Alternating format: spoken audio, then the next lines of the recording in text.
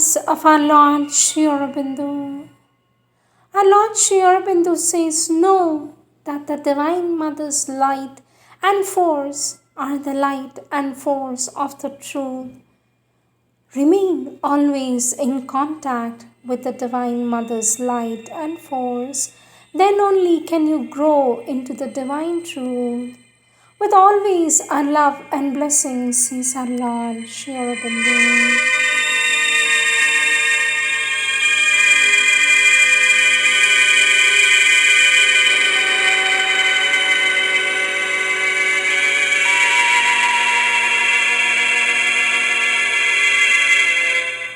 Sri Aurobindo's Savitri. Book 1, Canto 2, The Issue.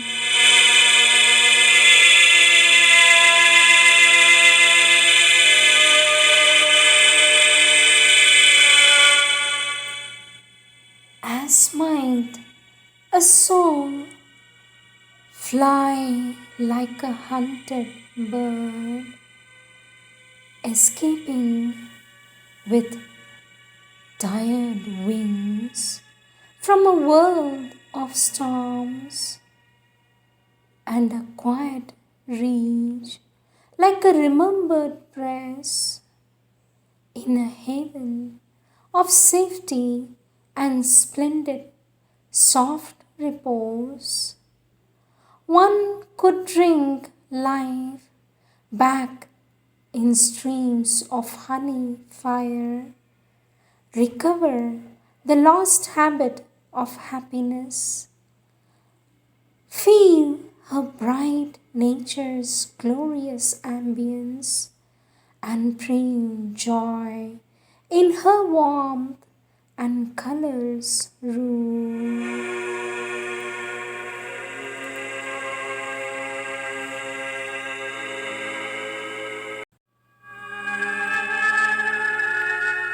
Sri Aurobindo's birthday message, 15th August 1931. Darshan message on Sri Aurobindo's birthday. To bring the divine love and beauty and Ananda into the world is indeed the whole crown and essence of our integral yoga.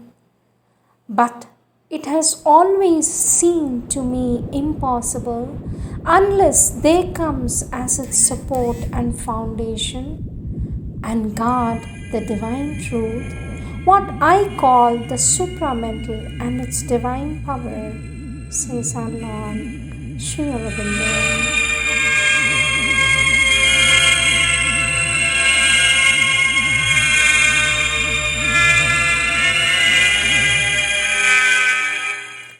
Words of our Lord Sri Aurobindo, taken from the collective works of our Lord Sri Aurobindo, SABCL, book on himself, topic Sri Aurobindo's Sadhana, Avatarhood and Laws of Nature, page 146.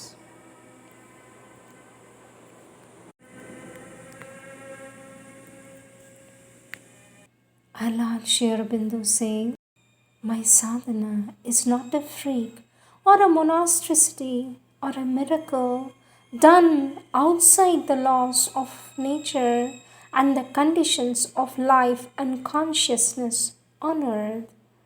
If I could do these things, or if they could happen in my yoga, it means that they can be done, and that therefore these developments and transformations are possible in the terrestrial consciousness.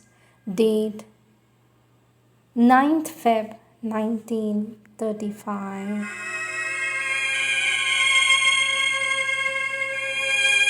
Allah says, my difficulty is that you all seem to expect a kind of miraculous fairy tale change and do not realize that it is a rapid and concentrated evolution which is the aim of my sadhana, and that there must be a process for it, a working in the higher in the lower and dealing with all the necessary intervals, not a sudden feat of creation by which everything is done on a given date.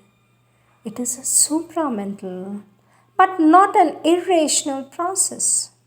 What is to be done will happen, perhaps with a rush even, but in a workmanlike way and not according to a fairy, says our Lord.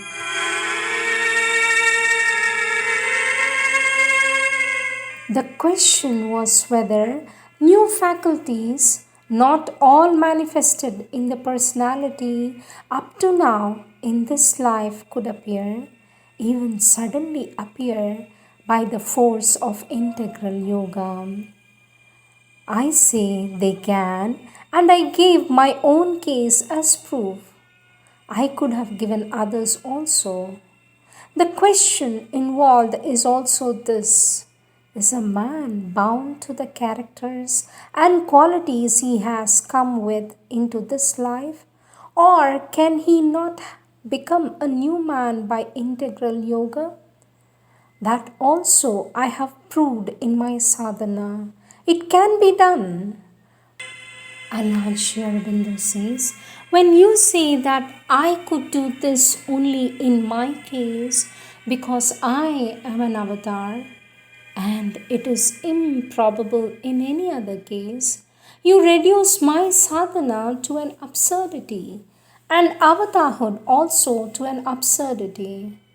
For my integral yoga is done not for myself, who need nothing and do not need salvation or anything else, but precisely for the earth consciousness to open a way for the earth consciousness to change. Aurobindo says, has the divine need to come down to prove that he can do this or that, or has he any personal need of doing it? Your argument proves that I am not an avatar but only a big human person. It may be well so, as a matter of fact, but you start your argument from the other basis. Besides, even if I am only a big human person, what I achieve shows that that achievement is possible for humanity. I am pointing out that in the essentiality, all things are possible. So you ought not to say the divine cannot do this or that. But at the same time, I was pointing out too that the divine is not bound to show his omnipotence without rhyme or reason when he is working by his own will under conditions. For by arguing that the divine cannot, that he is impotent, that he cannot do what has never yet been done, etc., you deny the possibility of changing things and thus of evolution, of the realization of the unrealized, of the action of the divine power, of divine grace, and reduce all to a matter of rigid and unalterable status quo, which is an insolent defense to both fact and reason and supra-reason. See now? About myself and the Divine Mother, there are people who say if the supramental is to come down, it can come down in everyone. Why then in them first? Why should we not get it before they do? Why through them, not direct? It sounds very rational, logical, very arguable. The difficulty is, says our Lord, the difficulty is that this reasoning ignores the conditions, foolishly assumes that one can get the supramental down into oneself without having the least knowledge of what the supramental is, and so supposes an upside down miracle. Everybody who tries it is bound to land himself in a most horrible cropper, as all have done hitherto who tried it. It is like thinking one need not follow the guide but can reach up to the top of the mountain from the narrow path one is following on the edge of a precipice by simply leaping into the air. The result is inevitable. I have no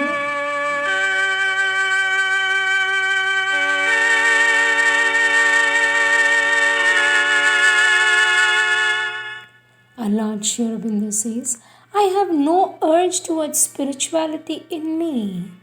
I developed spirituality. I was incapable of understanding metaphysics. I developed into a philosopher. I had no eye for painting. I developed it by yoga. I transformed my nature from what it was to what it was not. I did it by a special manner, not by miracle. And I did it to show what could be done and how it could be done. I did not do it out of any personal necessity of my own or by a miracle without any process. I say that if it is not so, then my integral yoga is useless and my life was a mistake, a mere absurd freak of nature without meaning or consequence. You all seem to think it a great compliment to me to say that what I have done has no meaning for anybody except myself. It is the most damaging criticism on my work that could be made. I also did not do it by myself. If you mean by myself, the Aurobindo that was, he did it by the help of Krishna and the divine Shakti. I had help from human sources also. I do not know about avatars. Practically, what I know is that I had not all the powers necessary when I started. I had to develop them by integral yoga, at least many of them which were not in existence in me when I began, and those which were, I had to train to a higher degree.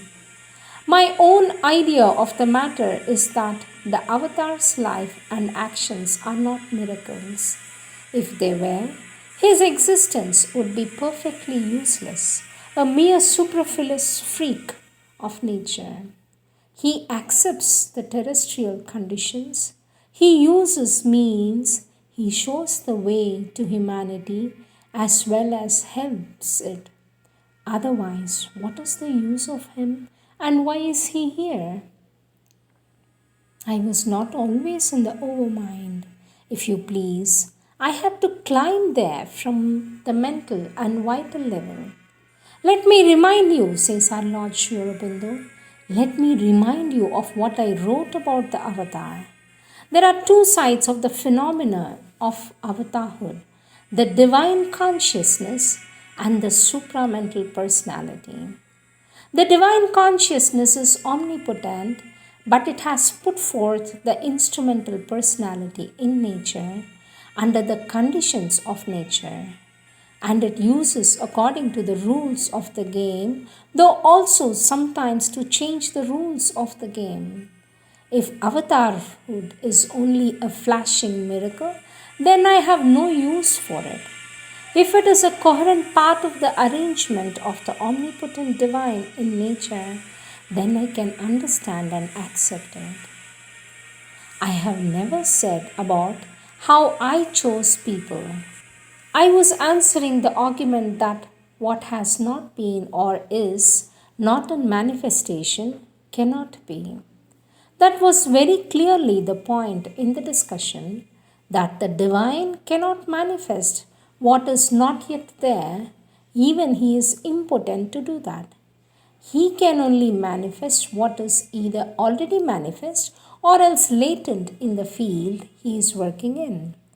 I say no, he can bring in new things. He can bring it in from the universal or he can bring it down from the transcendent. For in the divine cosmic and transcendent, all things are. Whether he will do so or not in a particular case is quite another matter.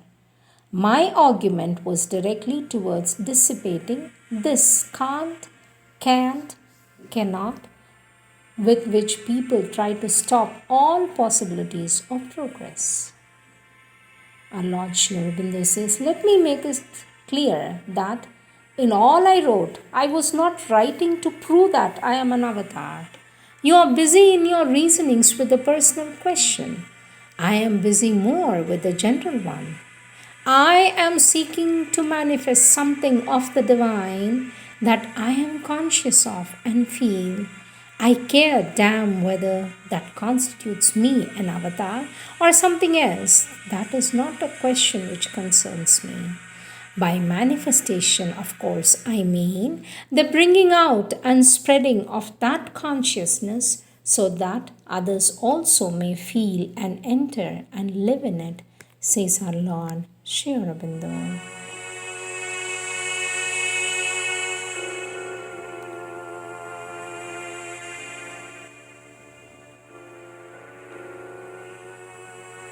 Question. I have a strong faith that you are the divine incarnation. My Lord, am I right? For this, our Lord Sri Aurobindo says, follow your faith. It is not likely to mislead you.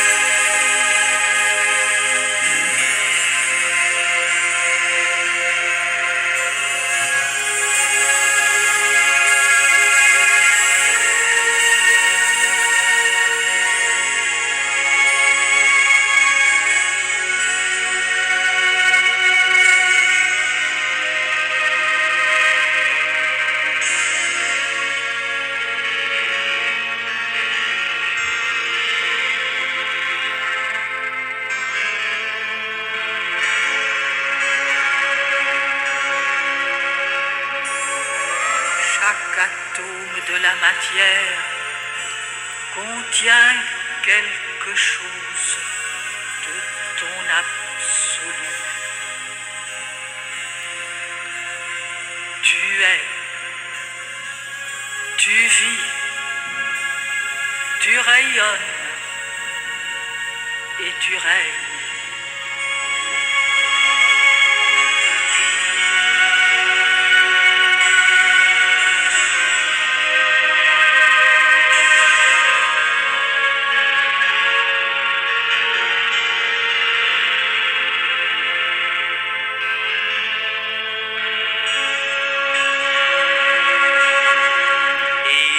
Atom of matter contains something of thy absolute. Thou art, thou livest, thou art radiant and reignest.